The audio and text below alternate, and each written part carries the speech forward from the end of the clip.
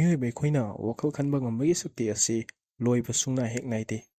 Scientistsingna thazari madudi Mioiba eikhoi asi chahi marfugi matungda malem asida leiriba energy pumbabu Mioiba eikhoina sizinaba ngamakani haina masidagisu henduraktana eikhoigi solar system asida leiriba energy pumba asi Mioiba eikhoina irai laina sizinarapa ngamakpagi thaksu yaurakani hairi.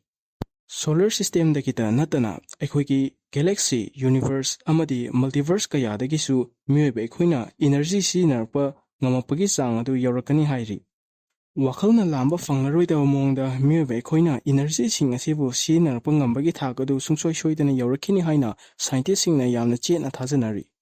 Kardashev scale ke matungina chawkhatpagi thak asi thak taruk thokna khaidoi. Ahanbada type 0 civilization hairiba civilization asi beginner civilization hairagasu khangni. Hairiba civilization asida energy sungma matamda anambana loiba naiba posak sinai. Khudam oina hairabada koila thau natural gas asigumba posak asi sinaduna anamba energy asibu sungni haibani. Chawkhatle hairiba Mioiba kunai asi type 0 civilization asida challi.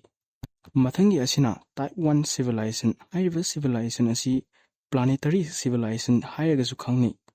Civilization asidadi malem asida leiriba energy pumba asibu sizinarapa ngamakani. Haifadi volcano pokharakpa yawar harakpa nongli nusit torakpa asigumba thawthok asida puthorakpa energy sing asibu sizinarapa ngamakpagi thak adubani.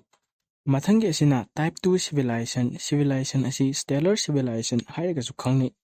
Hairiba civilization asi numitki energy pumba sizinarapa ngamakpagi thak adubani. Haifadi numitki akoiba asida yamna chawraba dyson sphere saraga numit asidagi thorakpa energy pumba aikhoina irai laina sizinarapa ngamakpagi thak adubani. Mathangi asina type 3 civilization hairiba civilization asi galactic civilization hairagasu khangni. Civilization asidadi galaxy asida leiriba energy pumbabu aikhoina irai laina sizinarapa ngamakani.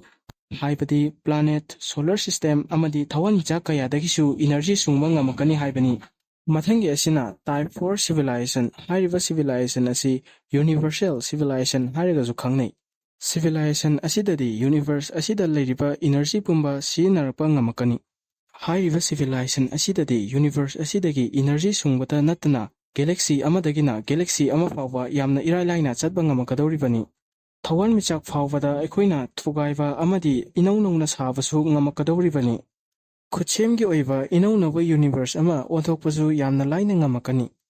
Mathangi asina type 5 civilization hairiba civilization asi multiversal civilization hairagasu khangnai. Civilization asidadi universe kayadagi energy sizinaba ngamakadoribani. Matamadugi civilization asi yaurakpa matamda hawjik chanariba physics ki law kaya asi amata chanararoi. Universe amadagina universe ama fawba chatpa asi yamna laiba thabak oirakadoribani. Hawjik fawbagi oinadi posak amata chada chama mangalgi ayangbada chatpa ngamde. Adabu civilization asigi matamdadi posak anamba mangaldagi hena yangna chatpa ngamakadoribani. Civilization asi bapna sagatpa civilization ni adabu hairiba civilization asi oithooi haibadi laite.